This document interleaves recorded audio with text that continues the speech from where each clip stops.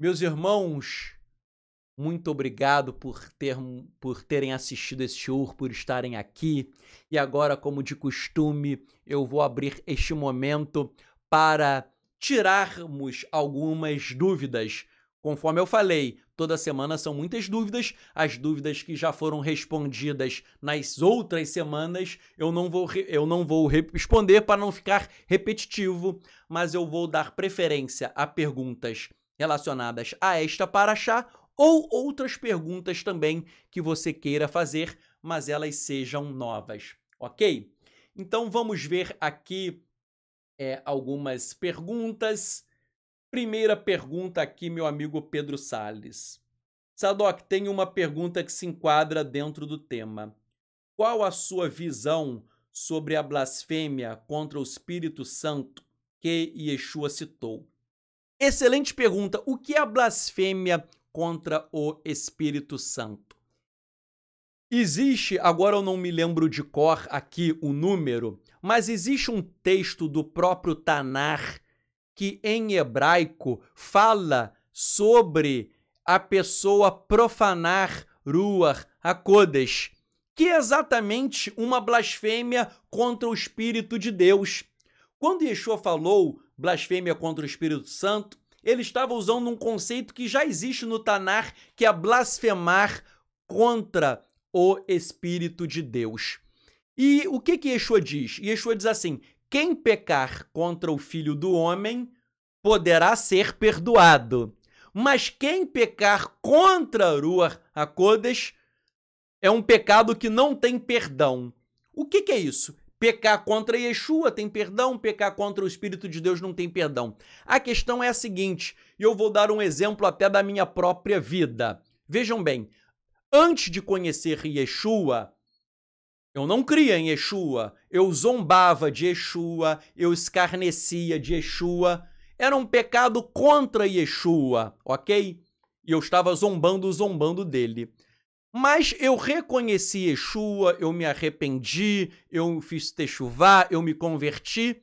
E aí, esse pecado tem o quê? Perdão. Por quê? Eu não dizia que Yeshua era o Messias, e eu errei quanto a isso, mas eu me arrependi. E daí tem perdão, porque eu errei quem é o Messias de Israel, ok? Por mais que eu tenha falado contra Yeshua. Agora, o pecado contra o Espírito Santo é um pecado contra Deus, é alguém que blasfema contra Deus, que amaldiçoa a Deus, que entra em uma rebelião expressa contra Deus. Ou seja, a pessoa está com uma má fé total, ok? Vejam só, há pessoas que não creem em Yeshua porque estão no engano. Agora, até quando Yeshua foi crucificado, havia líderes que sabiam que ele era o Messias, por incrível que pareça, mas não quiseram perder o poder, principalmente os Seduquim, os saduceus. Muitos até sabiam que ele era o Messias, mas eles tinham o poder de Roma. Os saduceus, eles ganhavam muito dinheiro, eles eram a elite aristocrática.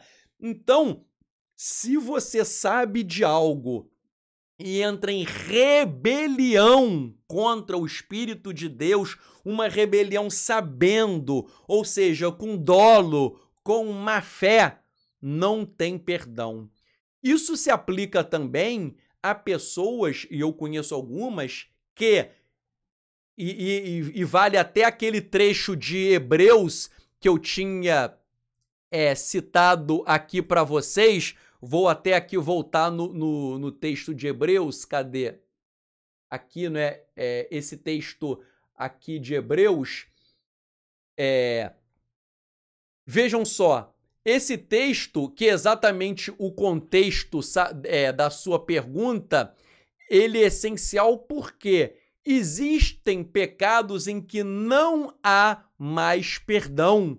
Nesse texto de Hebreus, está falando claramente que havia pessoas que sofreram a imersão, ou seja, pessoas que elas foram batizadas, elas provaram o dom celestial, elas conheceram, experimentaram, receberam o Ruach HaKodesh e mesmo assim depois elas entram em rebelião. Rebelião essa que muitas vezes é até negando Yeshua. Então tem gente que até negando Yeshua. E aí, meus amigos, esse tipo de rebelião com má fé, com dolo, com blasfêmia, isso não tem perdão. Então, resumidamente, a blasfêmia contra o Espírito Santo pode ocorrer basicamente de duas formas. A primeira é alguém blasfemar diretamente contra Hashem, entrar em rebelião, amaldiçoar Hashem, ok? E aí, com dolo, com má fé, com total intenção. E aí, não há perdão. E a outra hipótese é alguém sabe quem é Yeshua, provou Yeshua, provou o Espírito Santo. Há pessoas que negam Yeshua e aí a pessoa entram e negam. As pessoas que eu conheço que negaram Yeshua, que foram curadas por Yeshua, até de doenças incuráveis, que tiveram casamentos restaurados, que receberam milagres e depois ou negam Yeshua ou também vivem em pecados terríveis, que também, meu amigo Pedro, é uma forma de negação.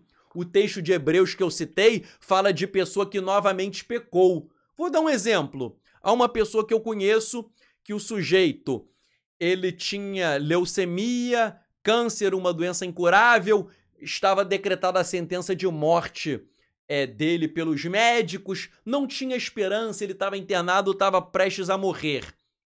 Yeshua vai e o cura de leucemia de forma sobrenatural. Aí ele é curado. Ele serve a Yeshua, ele crê em Yeshua, ele vira um pregador, ele se casa, ele tem filho, tem filha, mas aí ele começa a adulterar. Isso é um caso real, não estou citando nomes, mas é um caso real. Aí ele começa a adulterar.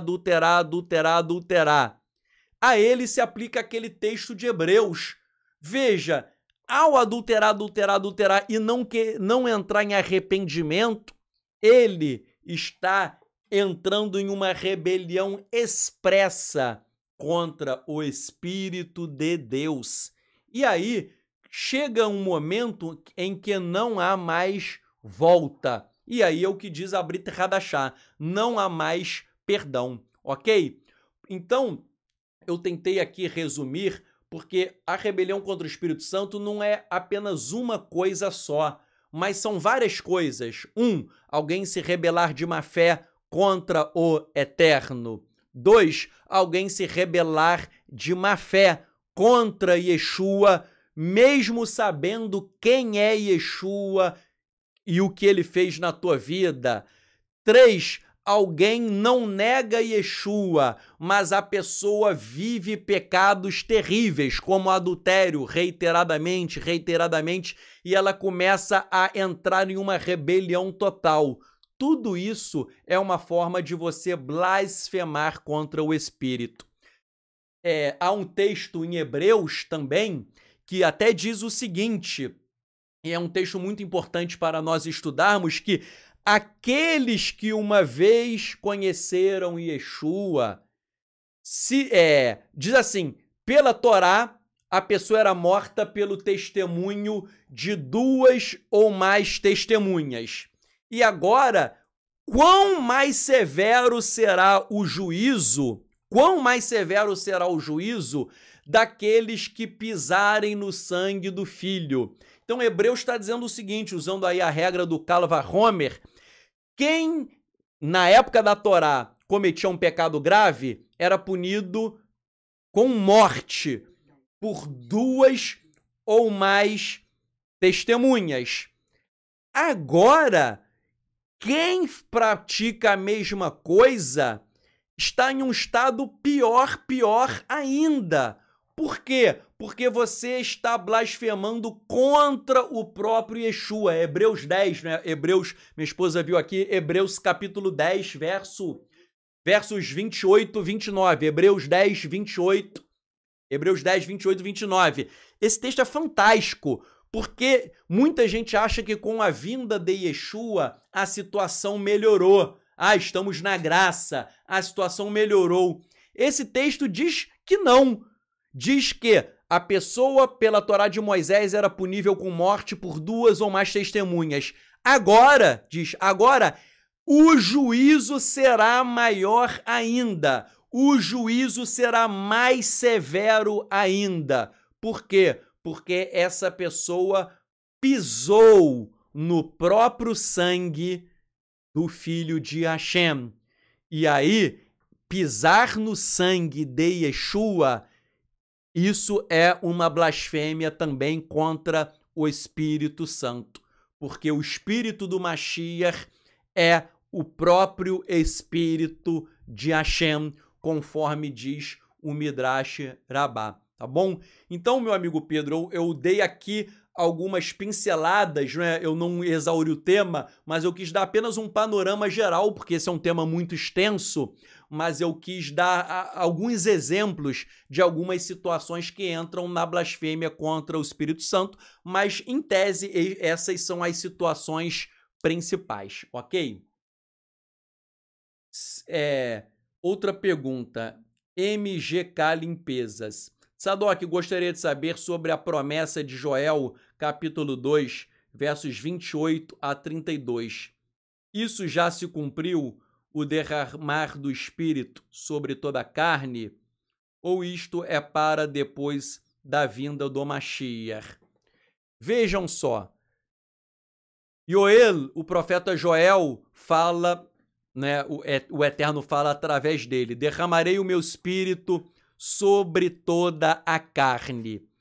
Esse texto é citado no livro de Atos como sendo uma profecia que estava sendo cumprida naquele momento em Atos, ok? Quando eles receberam dom de línguas. Agora, originariamente, essa profecia é uma profecia para o fim dos tempos. Então, parece que a Brit Hadashah, eu vou mostrar que não, parece que a Brit Hadashah entrou em contradição. Joel faz uma profecia sobre o fim dos tempos. E a Brit Hadashah diz que aquilo estava se cumprindo naquele momento, em Atos, com o derramar do Espírito e o dom de línguas. Então, se cumpriu ou não se cumpriu? Vejam, quando Lucas escreveu o livro de Atos e ele falou que se cumpriu, ele usou uma técnica de interpretação que não é o pshat, ok? Muita gente confunde. É chamada de pesher.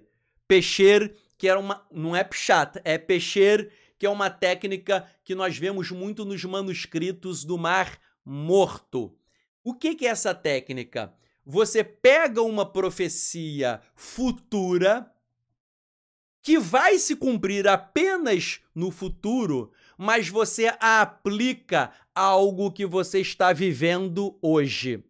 Ou seja, é uma profecia que será cumprida totalmente no futuro, mas ela foi cumprida um pouquinho, ela foi cumprida parcialmente naquele tempo.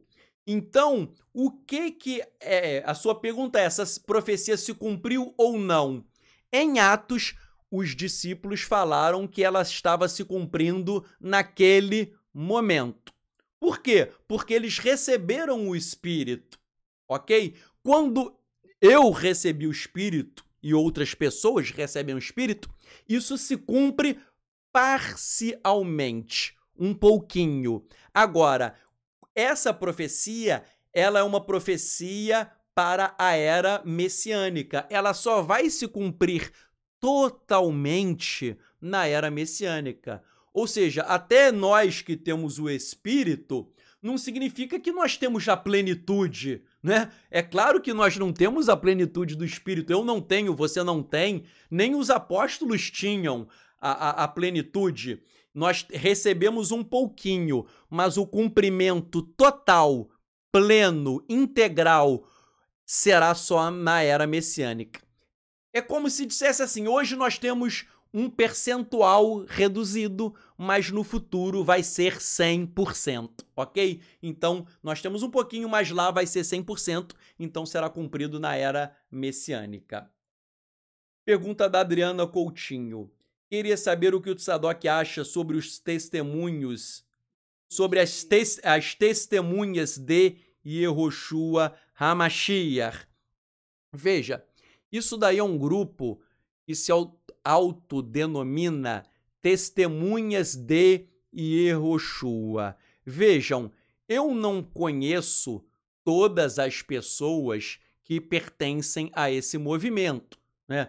Pô, não sei quantas pessoas, eu não conheço todo mundo, então fica até um pouco difícil eu falar sobre todas as pessoas que eu não conheço, ok? Mas esse movimento eu conheço ele e conheço muitas pessoas que representam esse movimento.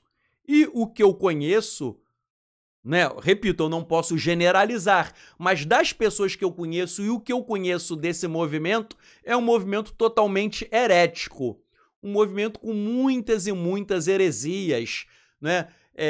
Primeiro que é um movimento em que eles dizem que eles são judeus, mas eles, na verdade, não são judeus. Eles dizem que é muita heresia que não tem nem como eu falar todas aqui, mas é muita coisa assim. Talvez, se você quiser aí fazer até uma pergunta específica sobre alguma coisa desse movimento, eu posso até analisar, que você não fez assim, não disse exatamente o quê. Mas, de um modo geral, são pessoas que eu conheço que dão um péssimo testemunho e tem muitas heresias. Vou dar alguns exemplos, né? Tem uns que dizem, só quem pronunciar o nome de Yehoshua será salvo. Poxa, primeiro que os manuscritos em hebraico e em aramaico, o nome do Mashiach é Yeshua. Não é Yehoshua, não é Yahushua, né? Tem um sujeito que fala, o nome é Yahushua. Pô, isso daí é chinês, coreano. Teve um cara que fala Yahushua. Pô, isso daí não é hebraico, isso não é hebraico, não é aramaico, isso não é nada, ok? Repito, isso não existe, nem em hebraico, nem em aramaico. Isso não existe, meu amigo. Então, esse pessoal que fala que quem diz Yeshua, eles dizem que é Yehoshua, e quem fala Yeshua, tipo eu, vai pro inferno, vai todo mundo pro inferno. Tem uns que dizem que você não pode usar roupas. Aqui no Rio de Janeiro tinha isso, que você não podia usar roupa assim, que a gente usa hoje. Você tinha que usar a roupa dos tempos bíblicos. Tem uns caras, aí eles usam aqueles mantos, o camarada usa tipo um cajado de Moisés, a mulher não pode cortar o cabelo, a perna da mulher fica cabeluda. É porque esse movimento, eles vieram da Assembleia de Deus.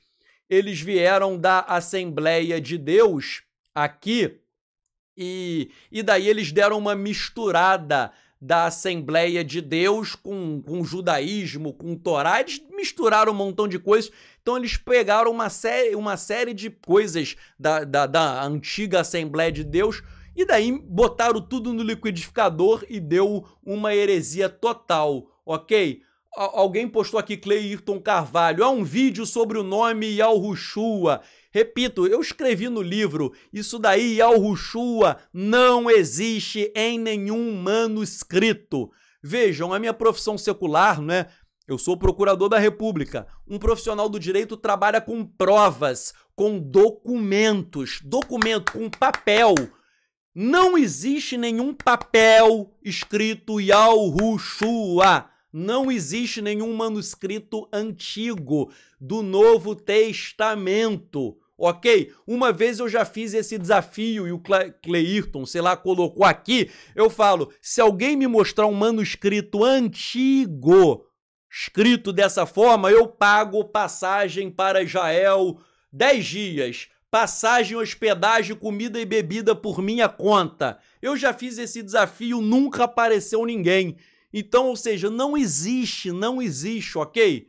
Alguém chega, não, mas existe um documento do século XVIII. Pô, meu amigo, século XVIII foi agora há pouco. Eu estou falando do manuscrito do primeiro século, do segundo, do terceiro século. É isso que eu estou falando. Pelo menos até o terceiro século, ok? Não existe. Então, essa galera que defende Yahushua, uma vez o sujeito veio debater comigo, não, porque existe um manuscrito na Inglaterra. Eu já fui no British Museum, no Museu Britânico, na Inglaterra. Depois tenho cópia também desse manuscrito, depois que eu consegui. Esse manuscrito não fala nada de Yahushua, isso é mentira. Aí o sujeito falou, não, tá lá na Inglaterra, tá lá no British Museum, no Museu Britânico.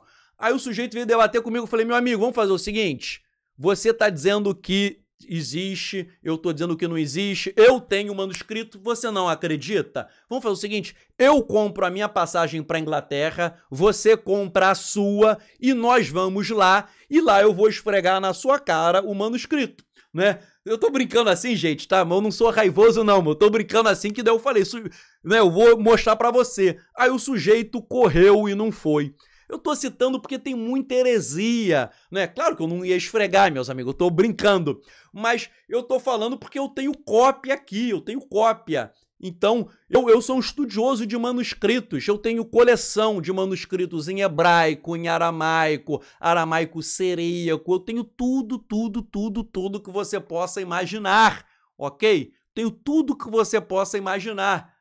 Manuscritos do Mar Morto, tudo cópia integral das fotocópias dos manuscritos, eu tenho tudo, ok? Então, ou seja, qualquer um que queira defender Yahushua ou Yehoshua, o desafio que eu faço, não adianta ficar no blá, blá, blá. Eu quero ver o papel, eu quero ver o manuscrito, eu quero ver o documento. Enquanto não me apresentar o documento, vai ser blá, blá, blá, e aí, né, a pessoa não prova nada, ok? Só um exemplo que eu gosto de dar, né? Como que eu sei o teu nome? Eu sei o teu nome pegando a certidão de nascimento, ou seja, é o papel que diz que o teu nome, por exemplo, sei lá, tem aqui Adriana Coutinho, né? Como que eu sei que o nome dela é Adriana Coutinho Barbosa? Eu sei pela certidão de nascimento. Como que eu sei que o nome do Mashiach é Yeshua? Como? Pelo papel, pelos manuscritos, ok? E os manuscritos dizem que é Yeshua, não é Yehoshua, não é Yahushua e nem Yahushua, porque isso é chinês, nem hebraico, nem aramaico ok? Luciano Ávila, tem uma pergunta em João 5,8, fala do anjo que descia para movimentar as águas no tanque de Betesda, mas tem traduções que não fala do anjo. Foi aumentado essa parte? Nos conte também como conheceu Yeshua. Bem, como conheceu Yeshua é um testemunho, aí ia ser muito longo, ia extrapolar aqui o shiur. Um dia a gente pode falar sobre isso. Sobre essa questão, se havia anjo, se não havia anjo, está na editora o livro que eu escrevi, A Peshita em aramaico português. Quer dizer, a Peshita não fui eu que escrevia, são manuscritos antigos, mas é um livro que tem, de um lado, os manuscritos aramaicos do Novo Testamento, os evangelhos, do outro tem a tradução literal que eu fiz e eu coloquei várias e várias explicações.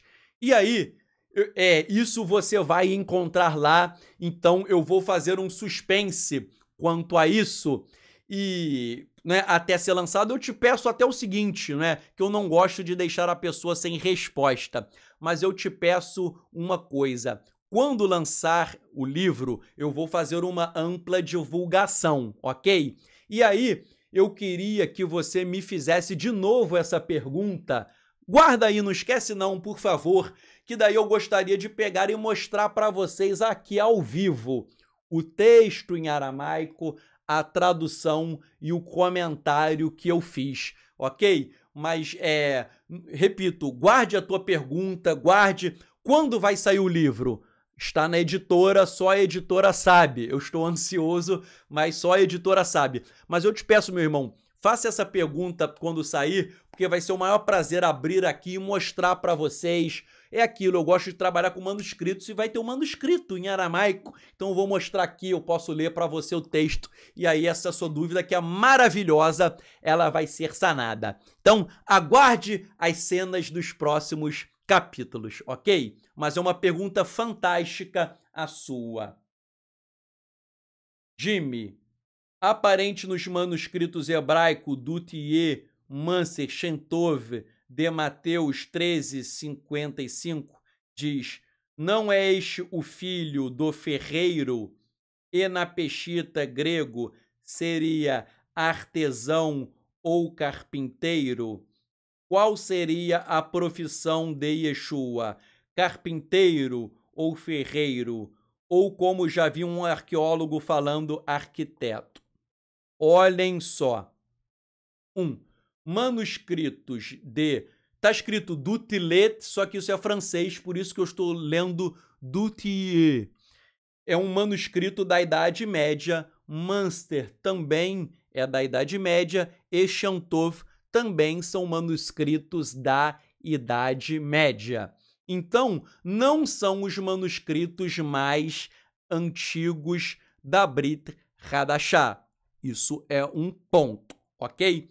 Eles, por exemplo, Dutier foi um manuscrito feito por um antimissionário para refutar a crença em Yeshua, e daí ele transcreveu o Evangelho de Mateus em hebraico para usar esse manuscrito nas suas argumentações antimissionárias.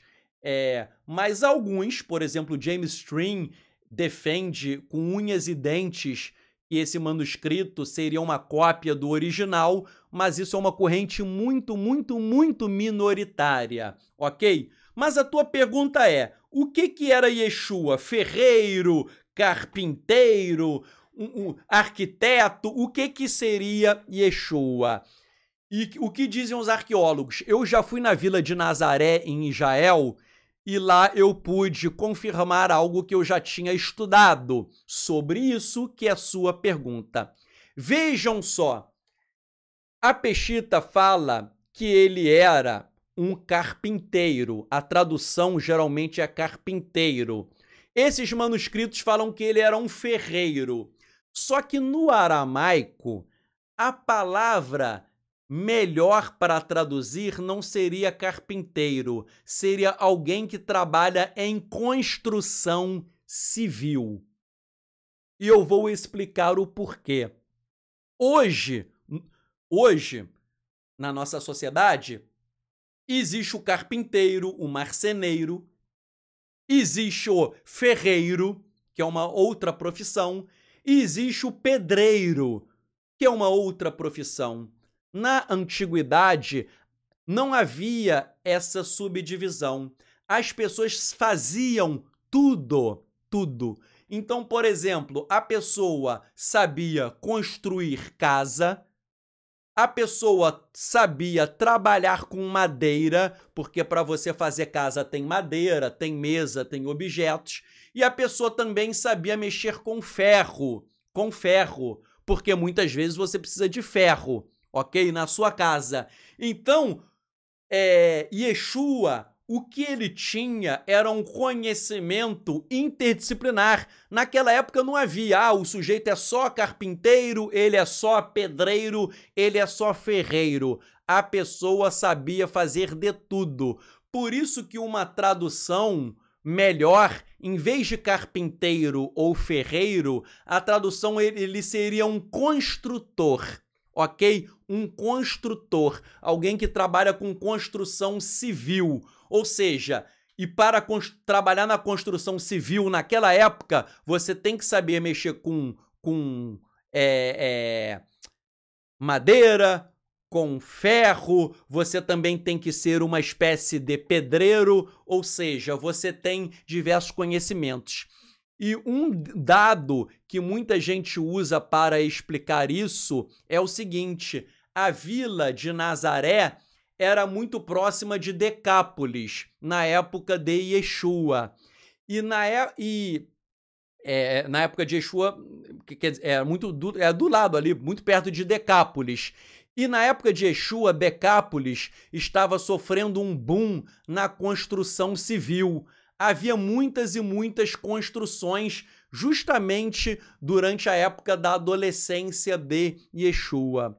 E é por isso que muitos arqueólogos acham que Yeshua ele ia para Decápolis e ali ele exercia a profissão dele, fazendo a construção, ou seja, mexendo com ferro, mexendo com madeira, mexendo com construção civil, ok? Não temos uma prova cabal que ele trabalhou em Decápolis, tá bom? Porque o raciocínio deles é assim: Yeshua tinha essa profissão, em Decápolis havia muita construção civil, era hábito que muitas pessoas saíssem de Nazaré para trabalharem em Decápolis, então há uma probabilidade de Yeshua ter trabalhado lá. Mas não sei se ele trabalhou ou não. Agora, Yeshua ele tinha o conhecimento de todas essas áreas do saber, ok?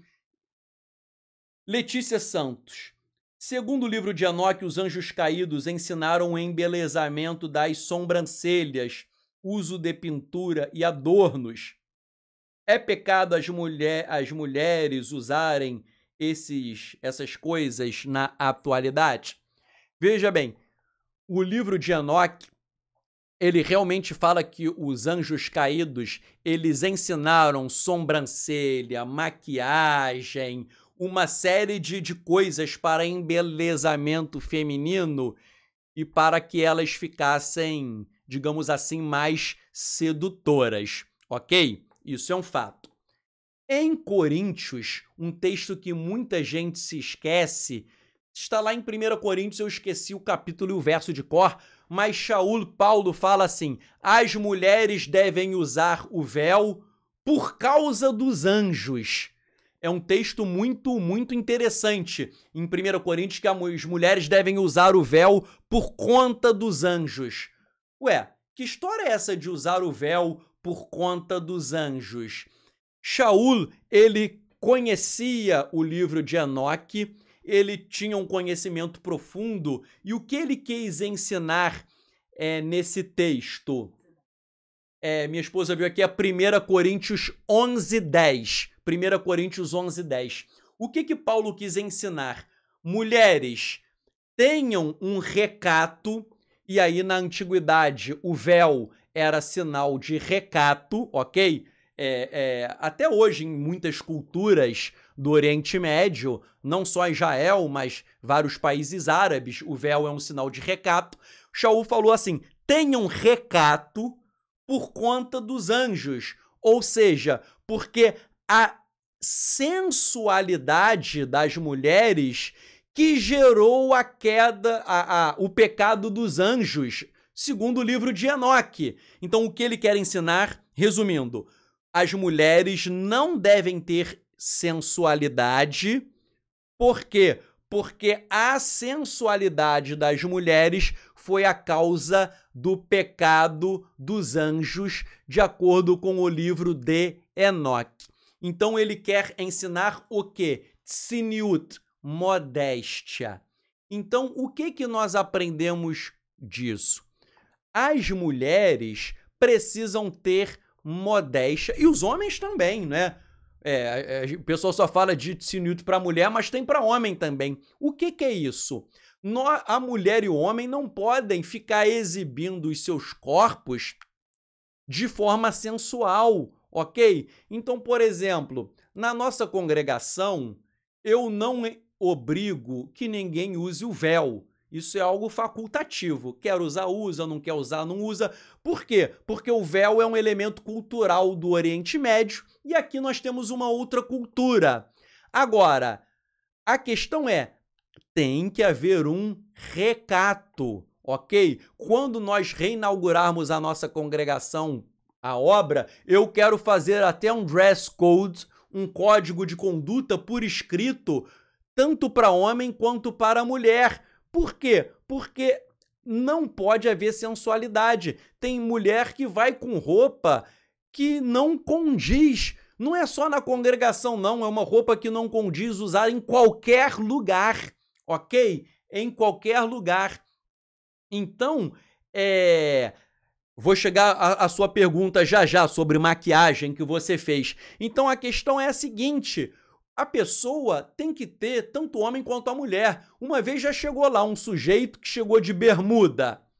Aí, o sujeito que é até médico, ou seja, não é ignorante, chegou lá de bermuda, eu falei, olha, meu filho, você não sabia de nada, esse shabat você pode ficar de bermuda, tudo bem, você não sabia de nada, eu vou abrir mão, mas nunca mais volte de bermuda.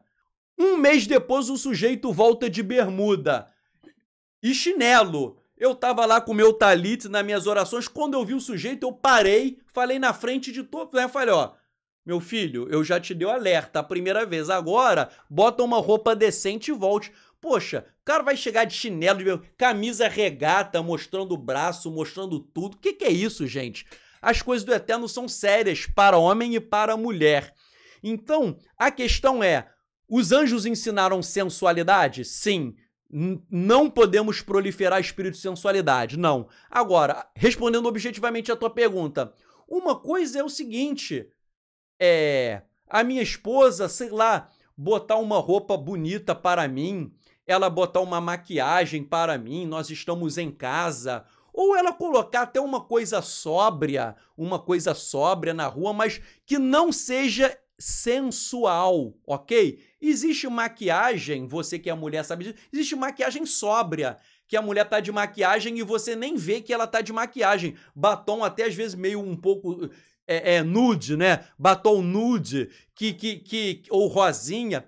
Existe maquiagem sóbria que nem parece que é maquiagem, ok? Agora, existe aquela maquiagem carregada, que a pessoa bota o olho, bota o unhão, bota aquele batom, bota o salto alto, bota a roupa indecorosa.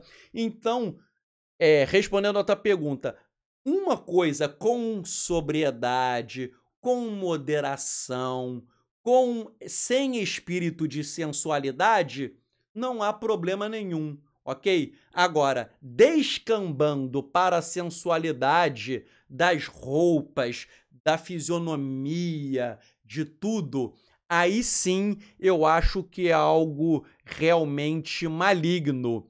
Há um livro pseudepígrafo, eu não sei agora se é o segundo livro de Adão e Eva, eu acho que é o segundo, se eu errar aqui, me perdoe, mas fala que esses anjos caídos ensinaram até mulheres a arte das tatuagens, né? A mulher que bota uma tatuagem na coxa e usa uma mini saia, pra quê? Pra que é aquilo? Se ela estiver na rua, você estiver andando, a tatuagem vai chamar a atenção, você vai terminar olhando para a coxa da mulher e vai terminar pecando com os olhos. Então tem mulher que usa, sei lá, tatuagem nas costas, aí usa blusa com costas nuas, exatamente para isso. Você tá na rua, você bate o olho ali e vai terminar pecando com os olhos. Esse livro pseudepígrafo fala que os anjos ensinaram até tatuagens para serem usadas como arte de sedução. Então eu acho que a gente deve correr de tudo isso, ok?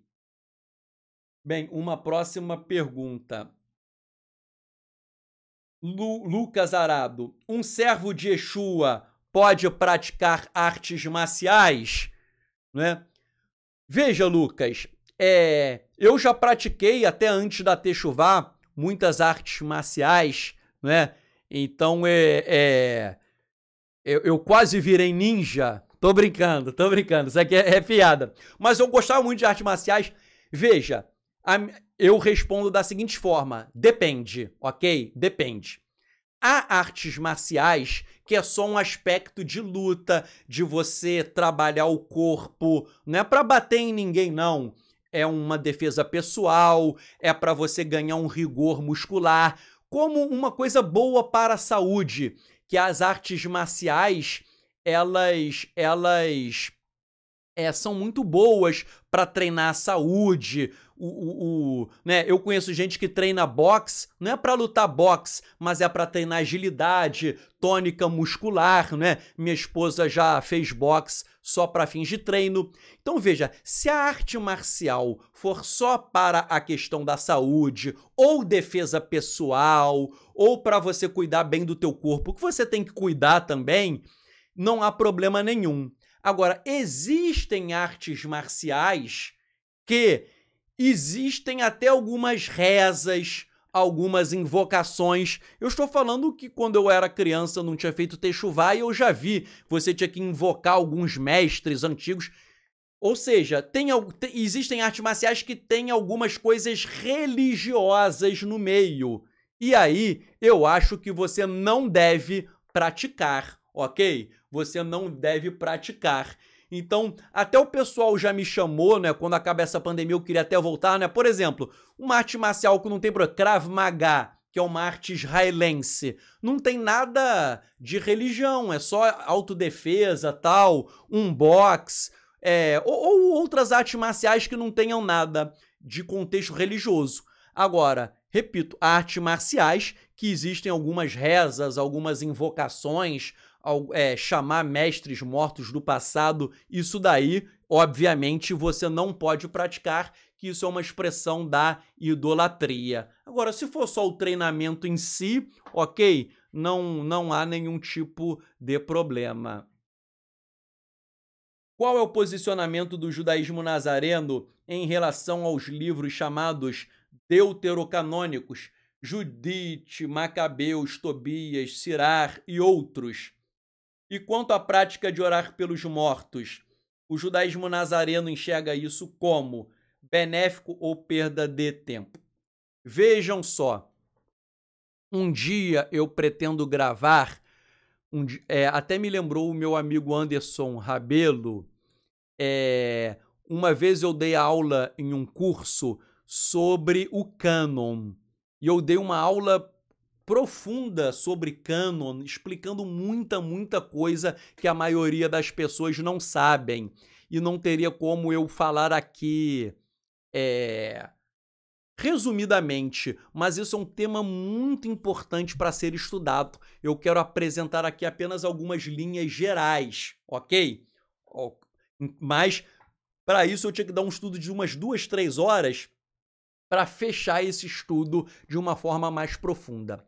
Mas a questão que eu quero dizer é o seguinte: o cânon não caiu do céu.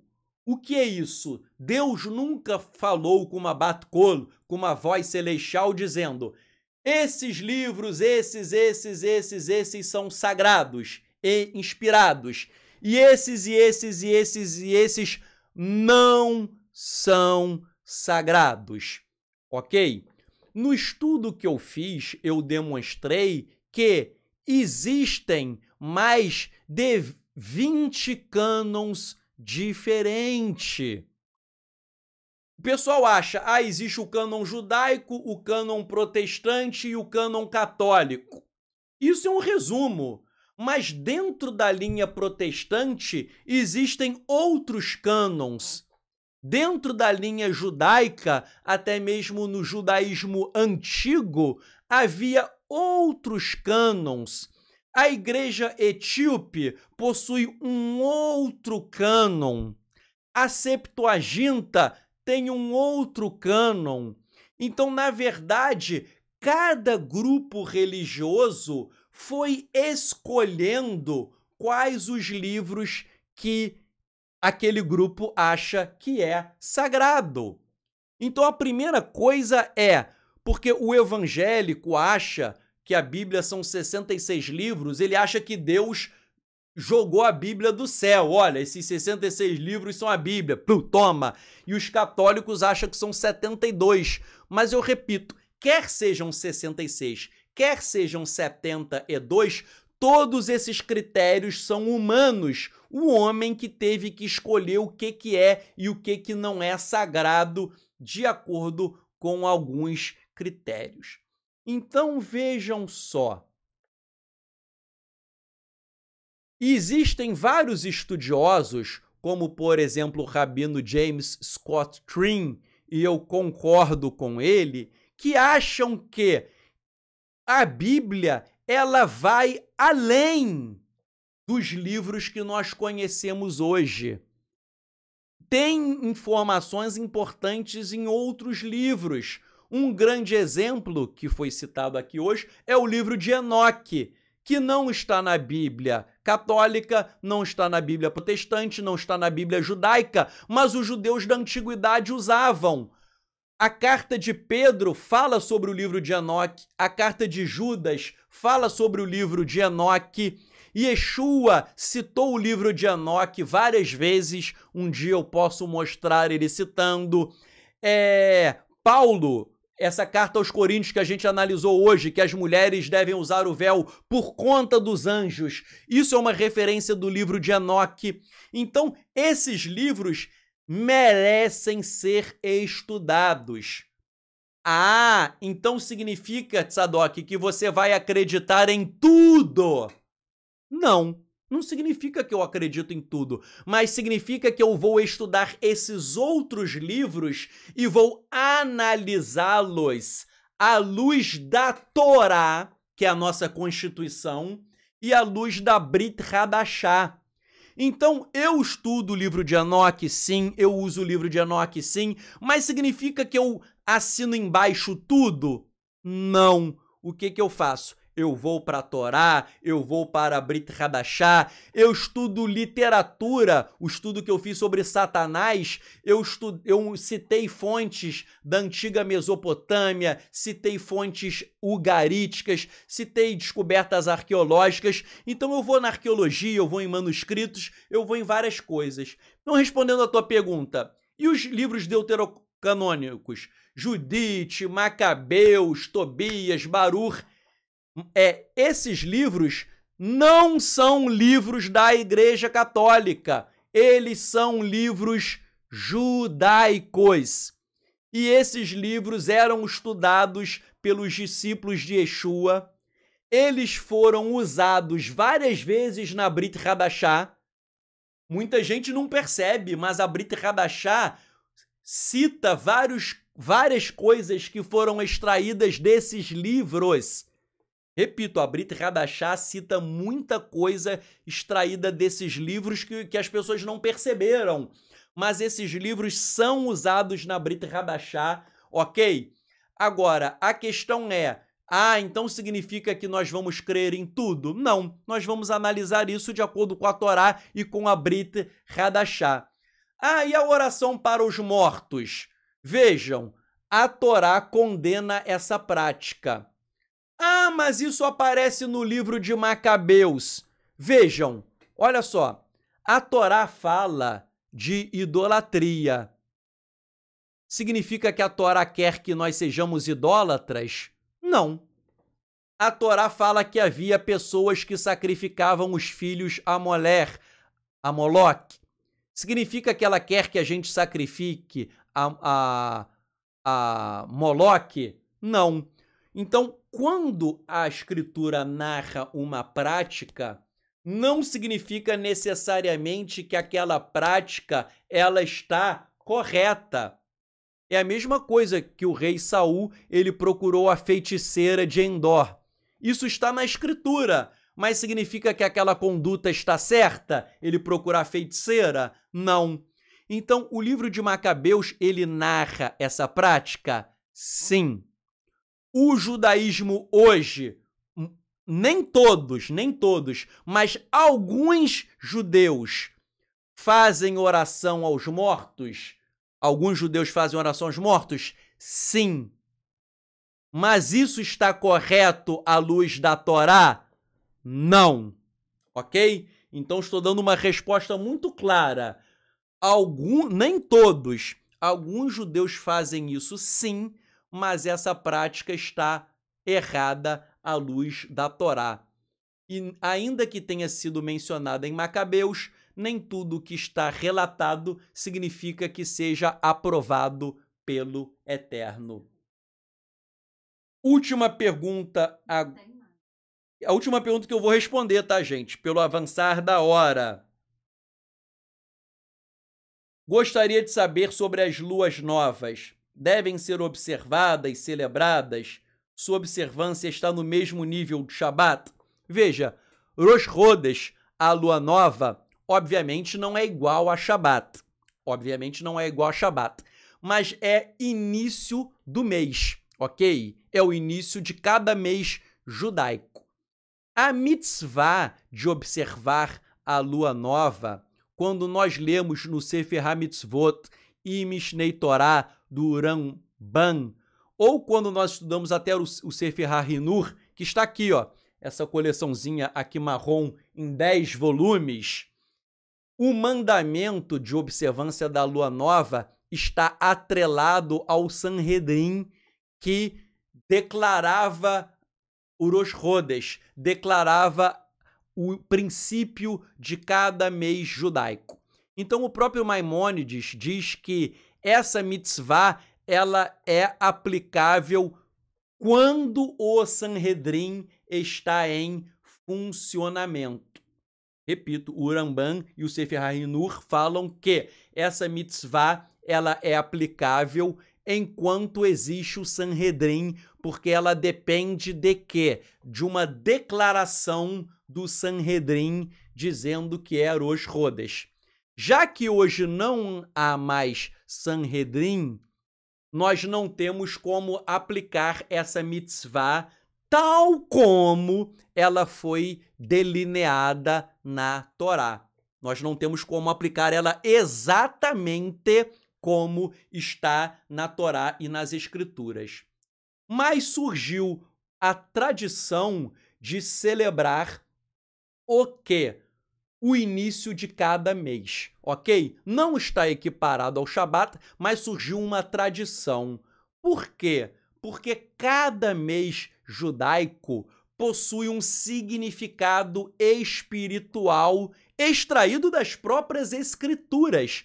Não é astrologia, não é isso não. É um significado de cada mês, ok? Que está nas próprias escrituras. Então, por exemplo, agora nós estamos no mês de Elul, que é um mês de Techuvá, que é um mês que nós temos que fazer o máximo de Techuvá possível.